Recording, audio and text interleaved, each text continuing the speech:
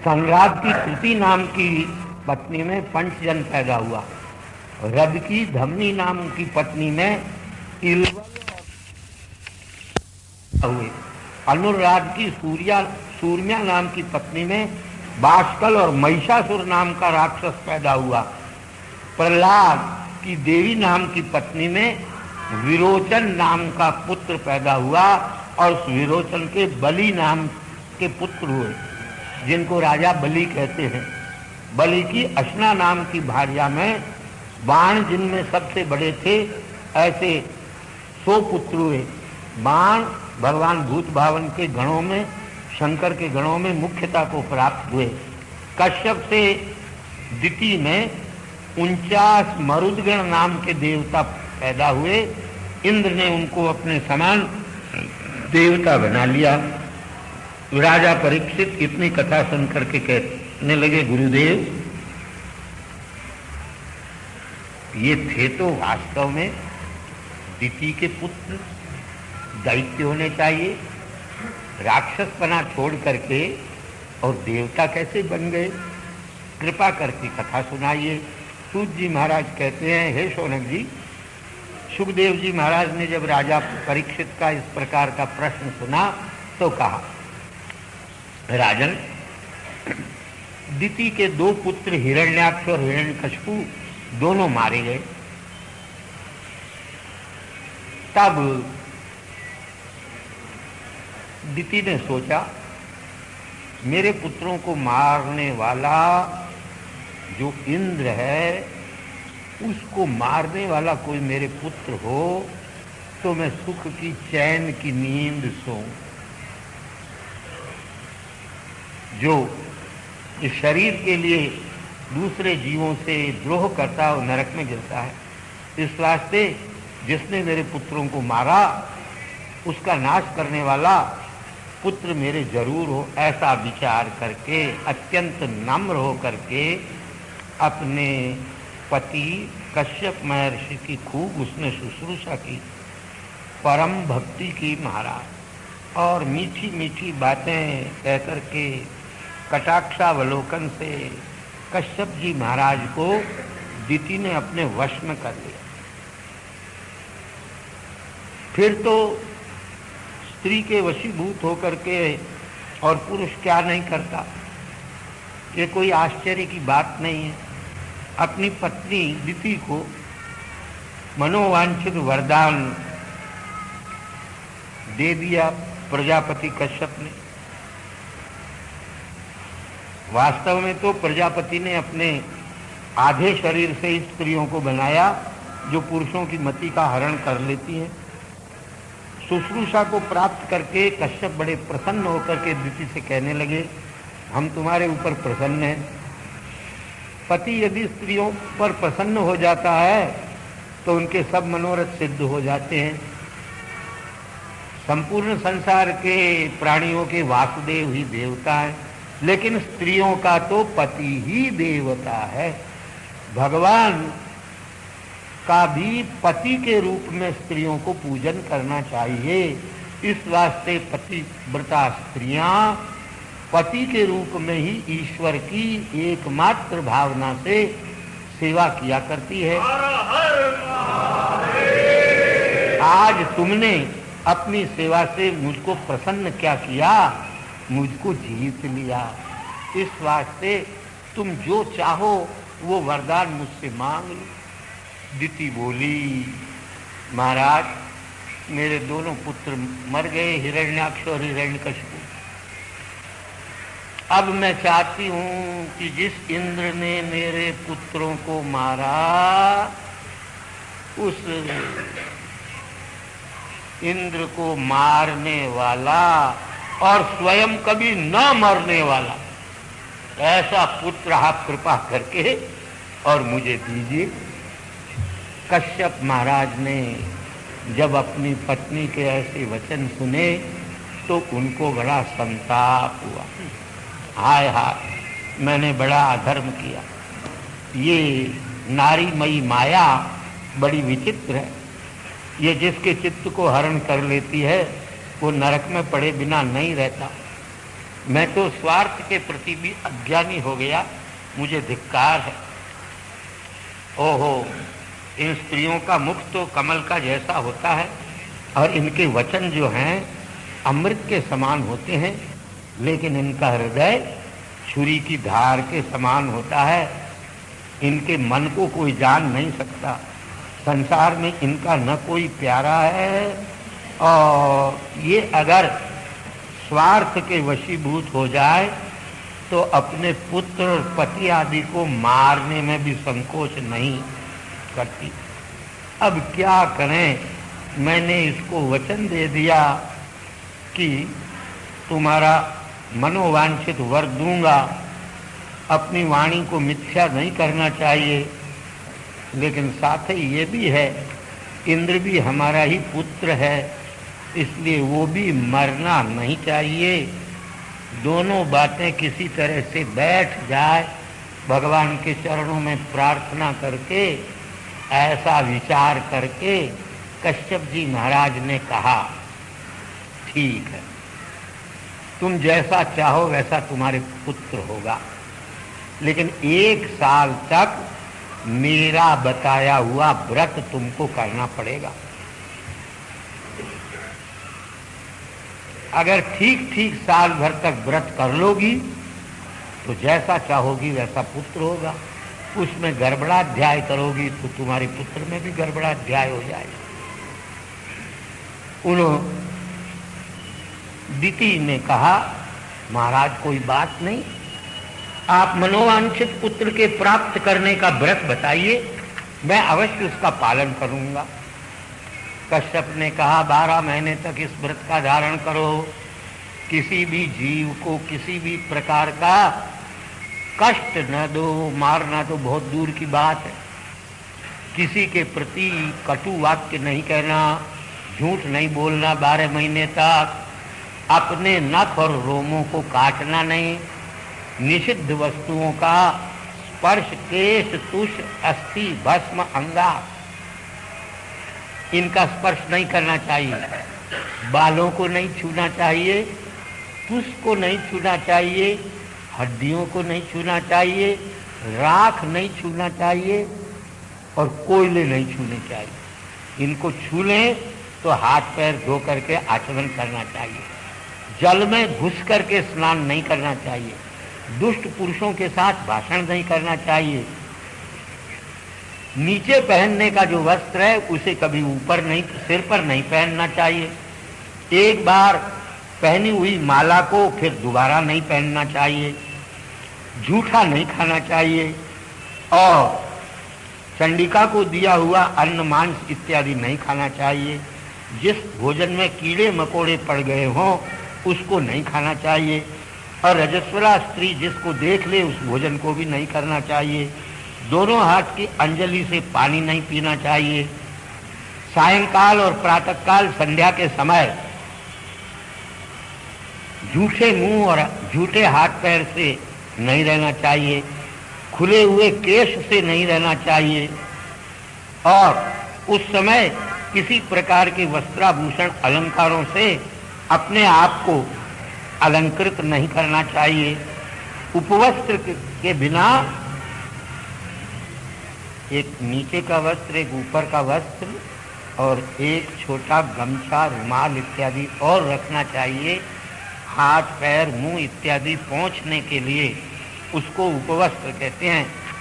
उसके बिना कभी घर से बाहर नहीं जाना चाहिए। पैर धोए बिना नहीं सोना चाहिए और गीले पैर भी नहीं सोना चाहिए। तो चक्कर में नहीं पड़ना चाहिए। पैर धो करके पोंछ करके सोना चाहिए।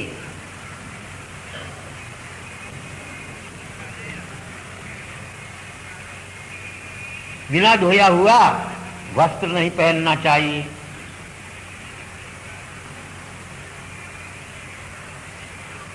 और उत्तर की ओर, पश्चिम की ओर मुंह मस्तक करके सोना नहीं चाहिए। सुबह और शाम को संध्या के समय सोना नहीं चाहिए। धुले हुए वस्त्र पहनना चाहिए। मन से, वाणी से और शरीर से पवित्र रहना चाहिए। सदा मंगल पदार्थों से युक्त रहना चाहिए।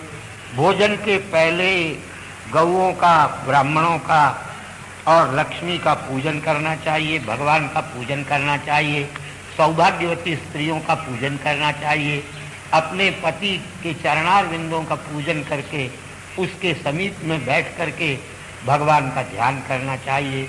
इस व्रत का नाम है पुंसवन। साल भर तक यदि तुम इस व्रत को करोगी तो जरूर इंद्र के मारने वाला पुत्र तुम्हारे पैदा हो जाएगा।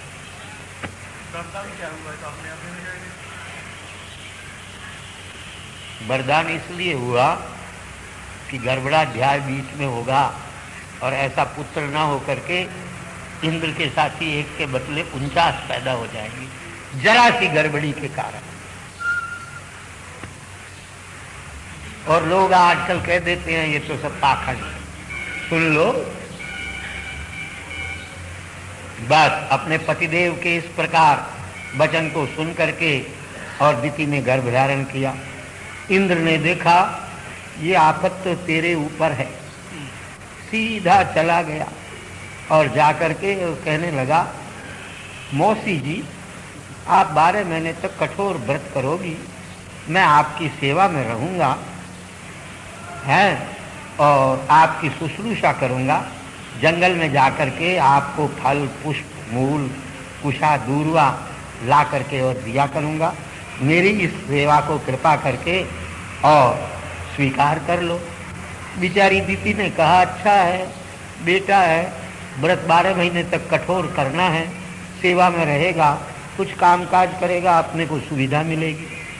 अब इंद्र मन में तो कपट धारण उसने किया हुआ था कि कभी न कभी ये इस व्रत से चूके तो मैं अपना काम बना लूं, लेकिन बहुत सोच समझ करके इंद्र 24 घंटे उसके व्रत में कुछ गड़बड़ी हो ये देखा करता था। लेकिन देखा कि कोई गड़बड़ी नहीं हो तो ठीक ठाक से व्रत कर रही है, लेकिन एक दिन बेचारी चूक गई। संध्या का समय था, कुछ मुख में खाने पीने की वस्तु दीति ने डाल दी, हाथ पैर मुंह धोया नहीं, आचमन किया नहीं और भगवान की माया से मोहित होकर के और सो गई।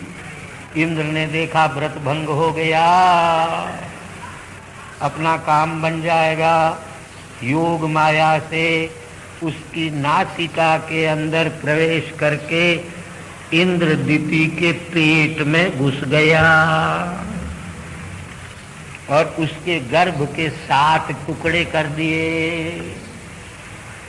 वो बच्चे बेचारे रोने लगे। इंद्र ने कहा, अरे भैया मत रो मत रो, ऐसा कह करके 7 के एक एक के फिर 7 टुकड़े कर दिए। उन्होंने कहा, हे देव इंद्र, हम तो तुमने कहा मारो दी, रो मत, इसलिए हमारा नाम तो मरुदगण नाम के देवता हैं, हम तुम्हारे भाई हैं, हमें क्यों मारते हो। इंद्र ने कहा, कोई बात नहीं, तुम मेरे भाई हो तो अब मैं प्रकार का भय नहीं। भगवान की अनुकंपा से दीति का गर्भ मरा नहीं। जैसे सुखदेव जी कहते हैं परीक्षित से, जैसे अश्वत्थामा के ब्रह्मास्त्र से तुम गर्भ में नहीं मरे, ऐसे ही भगवान की कृपा से दीति का गर्भ मरा नहीं।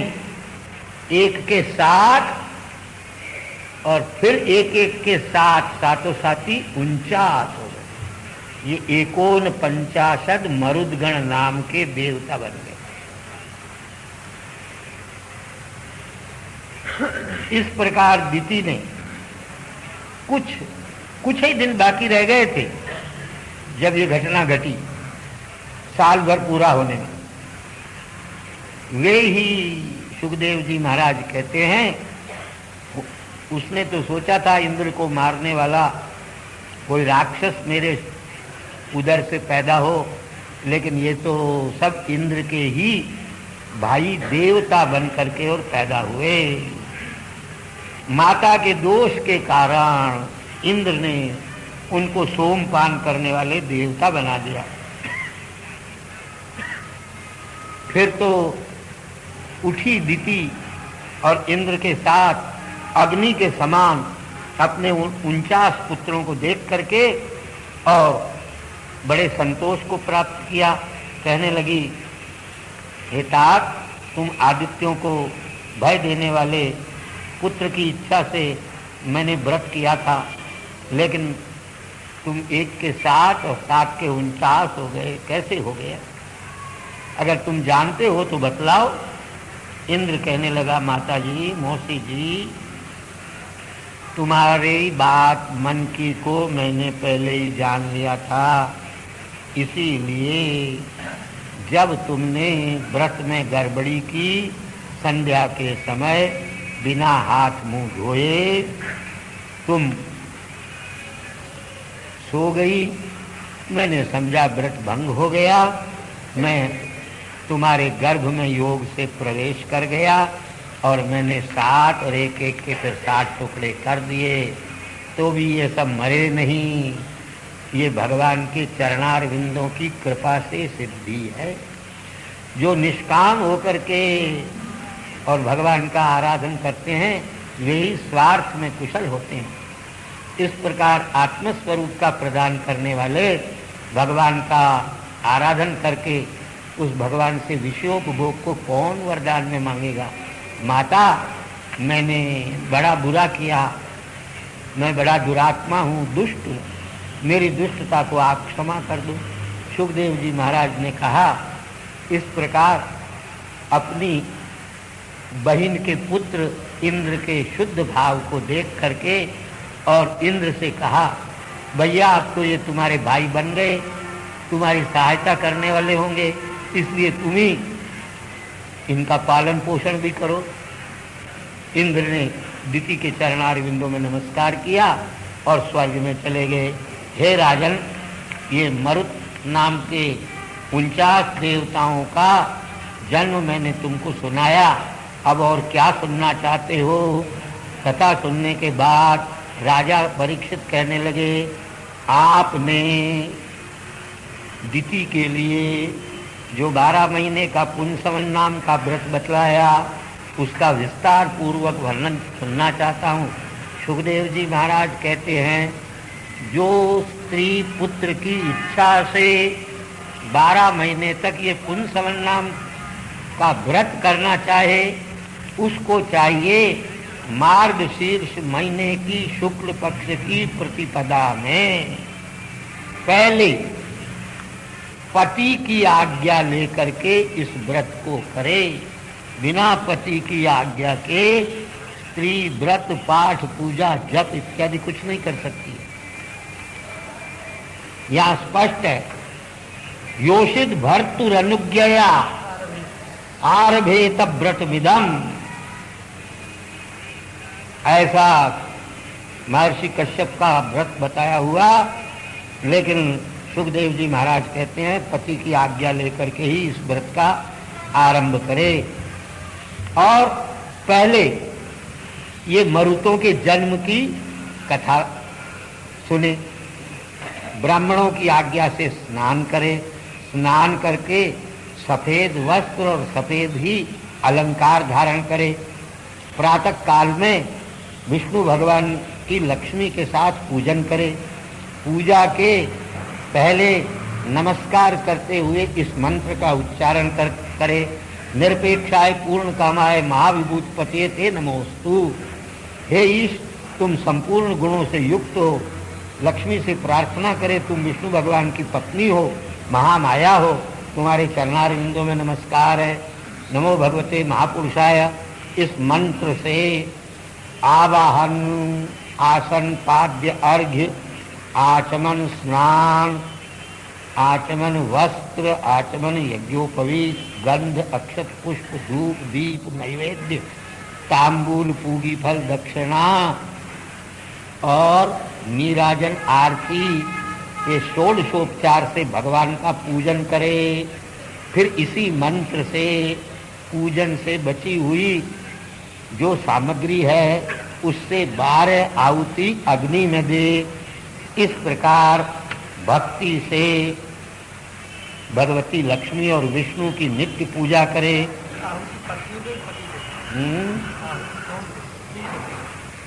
अब यहाँ विशेष रूप से नहीं कहा, इसलिए पति दे, पत्नी बैठे रहे उसके पास।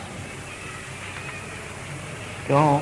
मनु महाराज ने निषेध किया है स्त्री की आहुति का, स्त्री को अग्नि में आहुति नहीं देना चाहिए। पृथ्वी में दंडवत प्रणाम करे और उस मंत्र का 10 बार जप करके और भगवान और लक्ष्मी देवी से प्रार्थना करें, आप दोनों जगत के कारण हैं। ये माया आपकी शक्ति है, आप साक्षात ईश्वर हैं, संपूर्ण शरीरधारियों के आत्मा हैं, नाम रूप के प्रकाशक और आधार हैं। आप तीनों लोगों को वर देने वाले हैं, मेरे मनोरथ को पूर्ण करें। इस प्रकार भगवान की स्तुति करके आचमन करा करके भगवान को फिर भगवान का एक बार पूजन करें। फिर भक्ति से युक्त होकर के और स्तोत्र से भगवान की स्तुति करें। यज्ञ का जो उच्चिष्ट, पूजन का और होम का जो उच्चिष्ट है उसको सूंघे परम, और इसी प्रकार परम भक्ति से युक्त होकर के अपने पति की भी सेवा करे और पति भी स्वयं प्रेम से युक्त होकर के अपनी पत्नी के अनुकूल रहे। पत्नी यदि रजस्वलादि दोष से युक्त हो जाए तो इन सब कर्मों को अकेला पति करे। अकेले पति के करने से ये फल पत्नी को भी प्राप्त हो जाता है। ये भगवान विष्णु का व्रत है, 12 महीने तक इस प्रकार इसे करना चाहिए, बीच में कोई विघ्न नहीं आने देना चाहिए। फिर ब्राह्मणों को, सौभाग्यवती स्त्रियों को माला, गंध इत्यादि से नित्य उनकी पूजा करें। फिर उद्वासन करके और भगवान को नैवेद्य लगा करके एक बार भोजन करें। ऐसे 12 महीने तक कार्तिक की पूर्णिमा अर्थात कार्तिक के पूर्णिमा के बाद ये शुक्लादि मास से है यहाँ के हिसाब से। यहाँ दक्षिण भारत में कार्तिक की अमावस्या, मैंने मार्गशीर्ष की अमावस्या, मार्गशीर्ष शुक्ल प्रतिपदा को व्रत आरंभ किया। कार्तिक अमावस्या का अर्थ है उत्तर भारत में मार्गशीर्ष की अमावस्या, और यहाँ वो बंबई में कार्तिक की ही अमावस्या कहलाती है। 12 महीने पूरे करें। हाँ, 12 महीने के बाद। हाँ, फिर अमावस्या को उपवास करें। फिर दूसरे दिन प्रातःकाल स्नान करके प्रतिदिन की तरह विष्णु भगवान की पूजा करें और खीर जिसमें घी मिला हुआ है और चरु जिसमें मिला हुआ है विधि पूर्वक 12 आहुतियों से हवन करें। ब्राह्मणों से आशीर्वाद ग्रहण करें, उनको प्रणाम करके आचार्य को पहले भोजन करा करके फिर अपने बंधु बांधवों के साथ भोजन करें।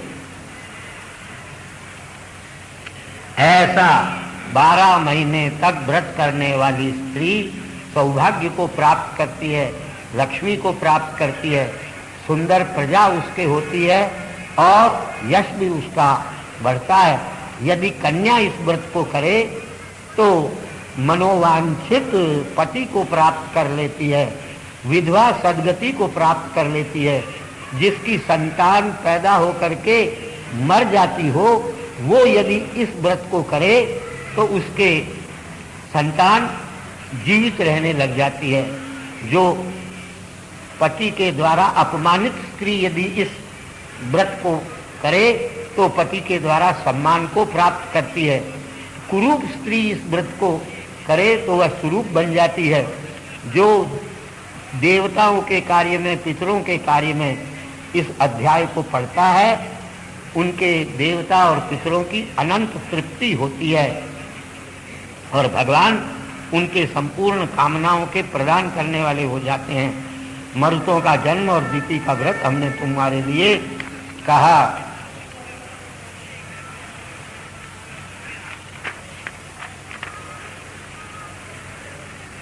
इतनी कथा सुन लेने के बाद राजा परीक्षित बोले, महाराज, भगवान तो समस्त संसार के जीवों के प्रिय हैं और सब में समान है। देवेंद्र के लिए, दैत्यों को मारने के लिए क्यों भगवान तैयार हो जाते हैं? देवताओं से क्या लेना देना है भगवान का, और दैत्यों से क्या कोई द्वेष है? ऐसी स्थिति में दैत्यों का नाश नहीं होना चाहिए। इस वास्ते मेरे हृदय में भगवान के गुणों के प्रति संदेह उत्पन्न हो गया। आप कृपा करके इस संदेह का छेदन कीजिए। सुखदेव महाराज कहते हैं, राजन, तुमने भगवान के चरित्र संबंधित प्रश्न किया, बड़ा उत्तम तुम्हारा प्रश्न है।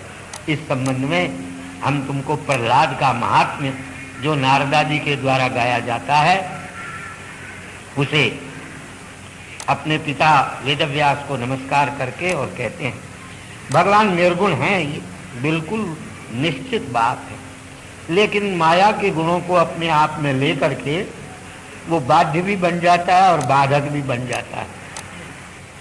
सत्व, रज, तम, ये तीनों प्रकृति के गुण हैं, भगवान तो निर्गुण है। इनका एक साथ ह्रास और वृद्धि नहीं होती। सत्व के उत्कर्ष के काल में देवताओं की वृद्धि होती है, रजोगुण का जब उत्कर्ष होता है तो दैत्य लोग बढ़ते हैं, और तमोगुण का जब उत्कर्ष होता है तो यक्ष राक्षसों की वृद्धि होती है। भगवान ऐसे समय में उन व्यक्तियों के लिए अनुकूल हो जाता है, जैसे बिजली के बल्बों में पावर हाउस से पावर आता है, लेकिन जीरो पावर वाले बल्ब में जीरो पावर बल्ब आता है, 5 में 5, 10 में 10, 1000 में 1000, 10,000 में ऐसे ही। अथवा जैसे छोटे कटोरे में भगवान सूर्य का प्रतिबिंब छोटा सा दिखाई देता है, तालाब में बड़ा दिखाई देता है, और भिन्न भिन्न पात्रों में भिन्न भिन्न प्रकार का दिखाई देता है। ऐसे भगवान भी अपनी माया के गुणों से बाध्य बाधकता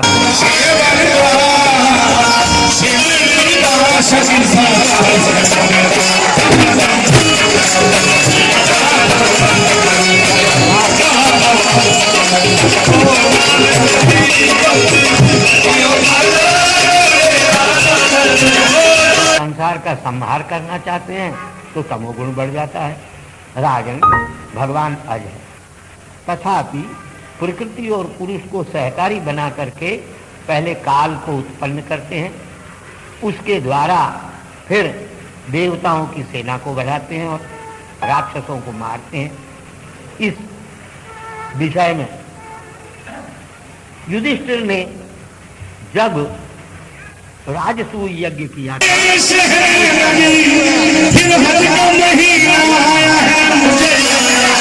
नारद जी महाराज ने उस समय शिशु युधिष्ठिर से जो कहा वही मैं तुमको सुनाता हूं।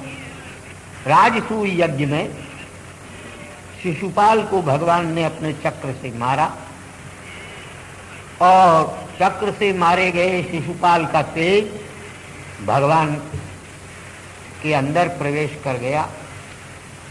सब लोग चकित हुए। सबके सामने ही राजाधिराज महाराज धर्मराज युधिष्ठिर ने नारद जी महाराज से पूछा, महाराज, भगवान तो अपने भक्तों के लिए अत्यंत दुर्लभ है। जो भक्तों को दुर्लभ है, ऐसे भगवान अपने शत्रु इस शिशुपाल को कैसे प्राप्त हो गए, मैं ये जानना चाहता हूं। मैंने सुना है आपसे, भगवान की निंदा करने के कारण वे नरक में गया। ये शिशुपाल तो बचपन से ही दुष्ट और भगवान के साथ द्वेष करने वाला था, और ऐसा ही दंतवक्र भी था। ये तो रात दिन भगवान को गाली दिया करते थे। नरक में न जा करके ये भगवान के धाम को कैसे प्राप्त हो गए, मेरे मन में बड़ा भारी भ्रम है। कृपा करके इसका कारण बतलाइए। सुखदेव जी महाराज कहते हैं, नारद जी महाराज ने राजा धर्मराज युधिष्ठिर के ऐसे वचन सुन करके सबके सामने ही युधिष्ठिर को उत्तर दिया।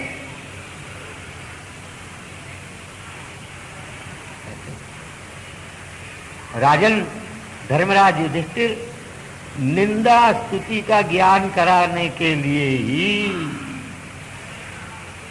भगवान ने अज्ञान से प्रकृति और पुरुष रूप को धारण किया।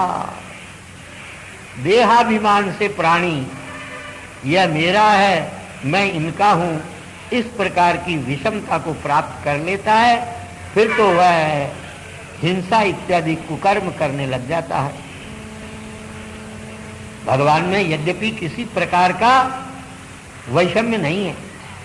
हाँ, जो वैर भाव से भगवान को भजे, भयभीत होकर के भगवान को भजे, चाहे स्नेह से भगवान को भजे, चाहे काम से भगवान को भजे, लेकिन किसी भी प्रकार से भगवान को जो भजे उसे भगवान अपना स्वरूप प्रदान किए बिना नहीं रहते हैं। वैरानुबंध से जो भगवान को भजता है वो जल्दी भगवान को प्राप्त कर लेता है। जैसे भ्रमर की दीवार में घरौंदा बनाता है एक कीड़ा मट्टी का, उसमें वो घुस जाता है, छोटा सा छिद्र होता है, उसमें कोई दूसरा जीव प्रवेश नहीं कर सकता। लेकिन उस कीड़े को खाने के लिए भंवरा उस घरौंदे के चारों तरफ गुंजार करता हुआ चक्कर लगाता रहता है। अंदर जो कीड़ा होता है उस घरौंदे में, वो भंवरे के उस गुंजार को सुन करके 24 घंटे भंवरे के भय से भयभीत रहता है। मन उसी में रहने के कारण उस घरौंदे में से जब निकलता है तो भंवरा बनकर निकलता है। इसी प्रकार 24 घंटे भगवान से भयभीत होकर के भी जो भगवान को भजेगा वो भगवत स्वरूप को जरूर प्राप्त हो जाएगा।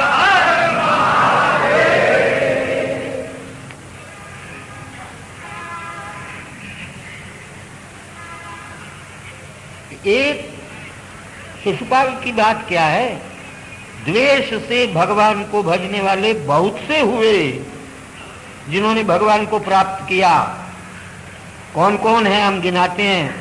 काम के वशीभूत होकर के भगवान का भजन करने वाली निरंतर 24 घंटे गोपियों ने भगवान को प्राप्त किया।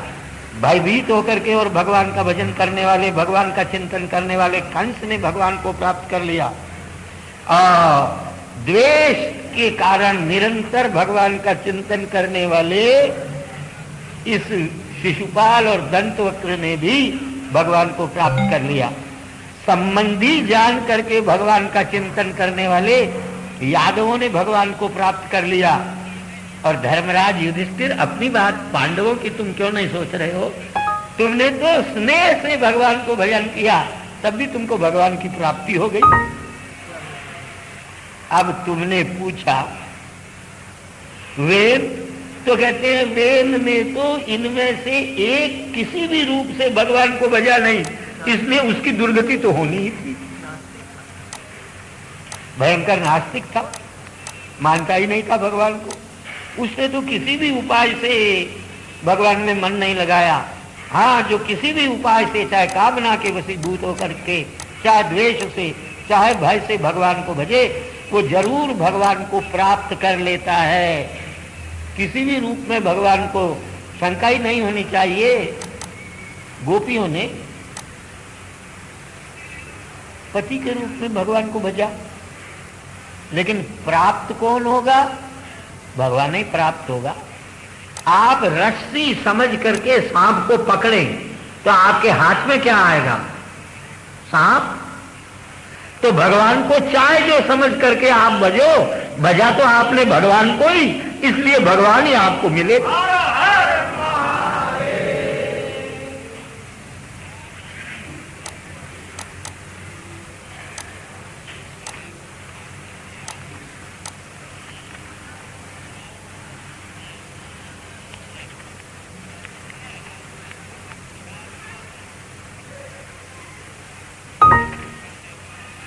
वेन तो इसमें से कोई भी नहीं था। इनको देखो ना, ये कहते हैं शिशुपाल और दंतवक्र, जिनके संबंध में तुमको शंका है, ये भगवान विष्णु के पार्षद थे, वैकुंठ के द्वारपाल थे। सनत कुमार की शाप से ये वैकुंठ से गिरे। फिर युधिष्ठिर महाराज को शंका हुई, कहते महाराज ये तो जय विजय भगवान के दास थे, इनको शाप कैसा? इनको शाप किसने दिया? कृपा करके ये भी बता दो। कहते हैं युधिष्ठिर, ये तो प्रसिद्ध कथा है। एक दिन सनकादि महर्षि अपनी स्वेच्छा से वैकुंठ में गए। ये दोनों दरवाजे पर दोनों तरफ खड़े थे। उनको 5-5 वर्ष के नंगे बच्चे समझ करके और इन्होंने रोक दिया, क्रोध में आकर के, और कहा अरे तुम द्वारपाल, और वो द्वारपाल भी भगवान के, यहाँ रहने लायक नहीं हो। जो हम जैसे सज्जनों के साथ ऐसा दुर्व्यवहार करते हो, जाओ राक्षस बन जाओ, ये शाप दे दिया। अब उसी समय वो गिरे। गिरते हुए उन्होंने प्रार्थना की, महाराज शाप का मोक्ष। कहते हैं 3 जन्म में तुम्हारा मोक्ष हो जाएगा, अपने पद को प्राप्त हो जाओगे। पहले वे दिति के पुत्र हिरण्याक्ष हिरण्यकशिपु हुए हैं। वराह रूप धारण करके हिरण्याक्ष को मारा, नृसिंह रूप धारण करके भगवान ने हिरण्यकशिपु को मारा।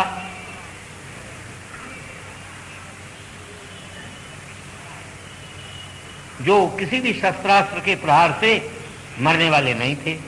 फिर विश्रवा की केशिनी नाम की राक्षसी पत्नी में ये दोनों रावण और कुंभकर्ण हुए। भगवान श्रीमद् राघवेंद्र रामभद्र मर्यादा पुरुषोत्तम के द्वारा मृत्यु को प्राप्त हुए। भगवान राम के पराक्रम को तुम मार्कंडेय के मुख से, मार्कंडेय समास्या में सुनोगे वनवास के समय। वे ही ये अब द्वापर में शिशुपाल और दंतवक्र हुए।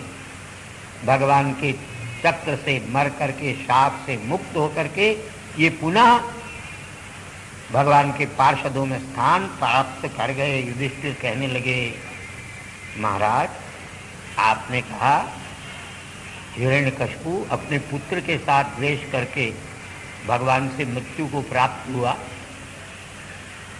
प्रहलाद जो हिरण्यकशिपु का पुत्र था, वह तो भगवान का भक्त था। पिता ने उसके साथ द्वेष क्यों किया? और प्रहलाद हिरण्यकशिपु जैसे दैत्य का पुत्र होते हुए भी भगवान की अनन्य भक्ति में कैसे लग गया? इसका चरित्र आप कृपा करके और मुझे सुनाइए। नारद जी महाराज कहते हैं, राजन वराह रूपधारी भगवान ने हिरण्याक्ष को मार दिया। छोटे भाई को मारा हुआ जान करके बड़े भाई हिरण्यकशिपु को बड़ा क्रोध आया। दांत कटकटाने लगा और दांतों से होठों को चबाने लगा। हिरण्यकशिपु ने दैत्यों की सभा में त्रिशूल हाथ में उठाया और दानवों से कहा, अरे दानवों और दैत्यों, हे हयग्रीव, हे नमुची विप्रकृति, मेरी बात सुनो और जो मैं कहता हूँ जल्दी से जल्दी वही करो। मेरे शत्रु देवता हैं, उनकी एकमात्र आधारशिला विष्णु भगवान है। उसने मेरे भाई का नाश कर दिया। वह मायावतार भगवान वराह रूप धारण करके आया था।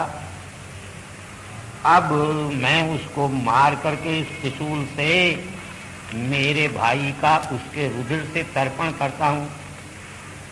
विष्णु भगवान के नाश हो जाने पर देवताओं का मूलोच्छेद हो जाएगा। जैसे जड़ काट देने पर शाखाएं वृक्ष अपने आप कट जाता है। देखो, मैं जब तक यह काम न करूं तब तक तुम पृथ्वी लोक में चले जाओ। विष्णु भगवान का आप्यायन करने वाले और देवताओं का आप्यायन करने वाले, प्रजा के द्वारा किए जाने वाले तप व्रत और यज्ञादि है, इन सब के करने वाले ब्राह्मणों को तुम मारो। ऐसा करने से ब्राह्मण और ब्राह्मणों के द्वारा किया जाने वाला कर्मकांड ही है मूल जिसका।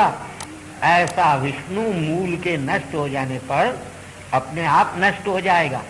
इसलिए तुम जाओ यहाँ से भूलोक में, और जहाँ जहाँ ब्राह्मण हैं, जिन गांवों में ब्राह्मण रहते हैं, गायें हैं, जहाँ वर्णाश्रम धर्म का अनुष्ठान होता है, उन देशों में चले जाओ और उनको काट डालो, जला दो, खत्म कर दो, फूंक दो, ताप। इस प्रकार अपने स्वामी की आज्ञा सुन करके दैत्य लोग प्रजा का नाश करने में प्रवृत्त हो गए। पूर्व ग्राम, नगर, ब्रज इत्यादि को फूंक देने लगे। कुदाल हाथ में लेकर के और कुलों को काट काट करके आजकल जैसे चल रहा है वैसे ही करने लगे। फरसे ले लेकर के वो वृक्ष काटने लगे। दैत्यों के उपद्रव को देख करके देवता लोग बेचारे स्वर्ग को छोड़ करके और पृथ्वी पर छिप करके और विचरण करने लगे। हिरण्यकशिपु ने फिर अपने मरे हुए भाई की अंत्येष्टि करने के बाद शकुनी, शंबर, वृक, काल, नाग, इन सबको और इनके पुत्रों को और अपनी पत्नी को, रुषा भानु को, दिति को सांत्वना देते हुए कहा, हे माँ और हे पुत्र वधू, भाई की पत्नी, तुम्हारा पति और तुम्हारा पुत्र तो वीर गति को प्राप्त हुआ। शूरवीरों का युद्ध में वध हो जाए ये तो बहुत श्रेष्ठ वध है। संसार में देखो राक्षस होते हुए भी तत्व ज्ञान कितना है। ज्ञानी बन रहा है और कहता है जैसे प्याऊ, ओसरा पर पानी पीने के लिए लोग इधर उधर से आते हैं और पानी पी करके जहां जाना होता है वहां चले जाते हैं।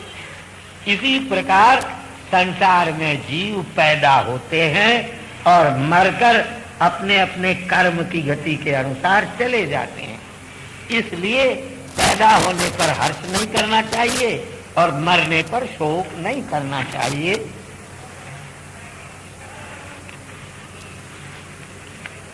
आत्मा तो देहिनोस्मिन् यथा देहे कौमारम यौवनम जरा,